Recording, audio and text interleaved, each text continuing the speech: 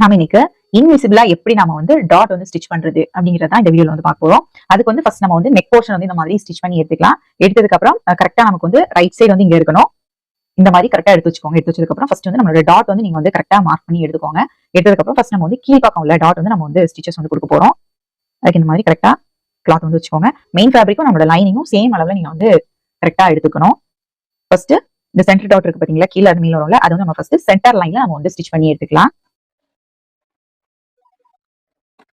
இந்த மாதிரி கரெக்டா நம்ம வந்து ஸ்டிச் பண்ணி எடுத்ததுக்கு அப்புறம் இந்த ரெண்டு சைடும் இந்த மாதிரி வரணும். இந்த டாட்டோட பாயிண்ட் வந்து நமக்கு கரெக்டா கிடைக்கணும். இந்த மாதிரி வச்சுக்கோங்க.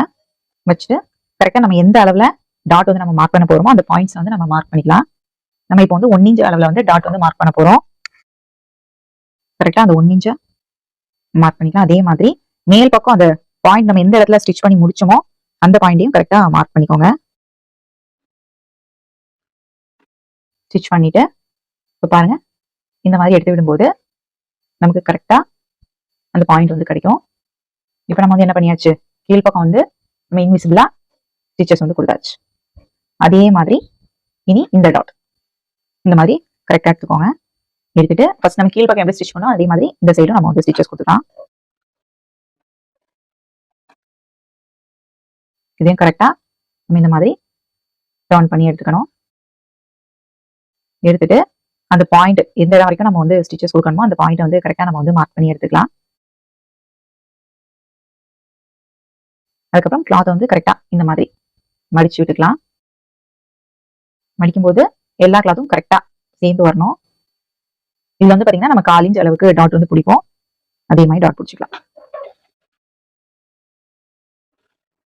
நீ அதை அப்படியே எடுத்து விட்டுக்கலாம். இப்போ பாருங்க, இதுவுமே நம்ம இன்விசிபிளா ஸ்டிச்சஸ் கொடுத்துட்டோம். அதுக்கப்புறம் இந்த டாட்டுமே நம்ம வந்து இப்போ மார்க் பண்ணி வச்சிருக்கோம். அந்த லைனுக்கு நேரா நம்ம வந்து ஸ்டிச்சஸ் கொடுத்துக்கலாம். இதையும் அதே மாதிரி நம்ம வந்து மடிச்சுக்கலாம். மடிச்சுட்டு கரெக்டா அந்த டாட் பாயிண்ட் இருக்கு பாத்தீங்களா, அதை வந்து மார்க் பண்ணி எடுத்துக்கலாம். எடுத்துட்டு நம்ம வந்து ஸ்டிச் கொடுக்க வேண்டியதான். 1/4 இன்ச் அளவுல நம்ம ஸ்டிச்சஸ் கொடுக்கணும். இப்ப பாருங்க, ரொம்பவே அழகா இன்விசிபிளா நம்ம வந்து ஸ்டிச்சஸ் வந்து கொடுத்தாச்சு. நம்மளோட டாட் வந்து ரொம்பவே அழகா நம்ம வந்து ஸ்டிச் பண்ணி எடுத்துட்டோம். பாருங்க, இன்விசிபிளா இருக்கு. ஃப்ரண்ட்ல பாருங்க, நார்மலா நம்ம எப்பவும் வைக்கும்போது எப்படி இருக்குமோ அதே மாதிரி தான் இருக்கும். Cup shape. நீங்களும் இந்த மெத்தட்ல வந்து இன்விசிபிளா டாட் ஸ்டிச் பண்றது ட்ரை பண்ணி பாருங்க. ரொம்பவே ஈஸியா இருக்கும். தேங்க்யூ.